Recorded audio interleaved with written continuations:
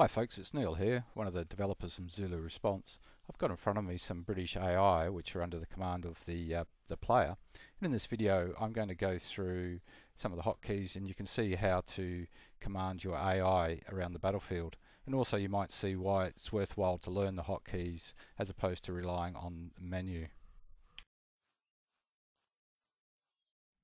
First off, if you want to check what your key assignments are, you can check in game quite quickly just by pressing K at any time.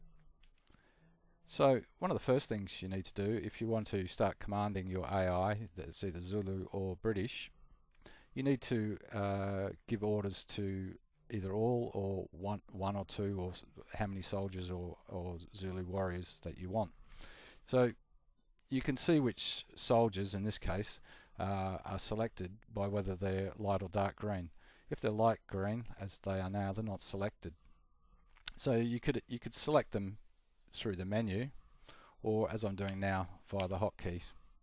So I could, if I wanted to order a particular soldier, I could deselect it and issue an order to one, maybe two soldiers, and give them a specific order. With your AI selected, you can now order them to move to different locations around the battlefield. And the way to do that is via the location marker. So if you bring that up, with the rally point marker displayed, you can position that with either a mouse click or a hotkey various locations, and they can then move to that particular location.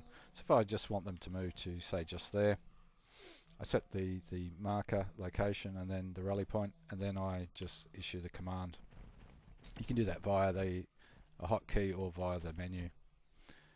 If you want them, say, to form up, rotate, say, 90 degrees, you can do that as well. There's another command, and you'll see that they've now formed up 90 degrees from the previous. So if I move them back to where they were previously, if, for example, for whatever reason, you want the crouch soldiers to stand and the standing ones to crouch, so you can do that as well.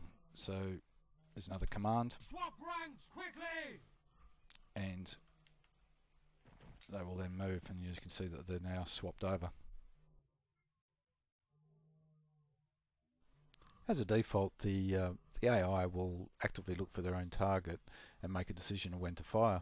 But for the British, you can actually change that, so they only fire on your command. And you do that via the attack status. So if I change the status from independent to on command and press the button, get ready, lads! Fire on my command! The AI will now only discharge the weapons when you command them to. So if I bring up the rally point marker, in this case, because there's no Zulu about, they won't actually fire at a Zulu. They'll just fire at the marker. I should note, you can see that the green icon above their heads now, that indicates that they're waiting for you to give them a command. So there's some hotkeys. You can issue a command, just say, for the crouch soldiers, as I'll do now. Front rank!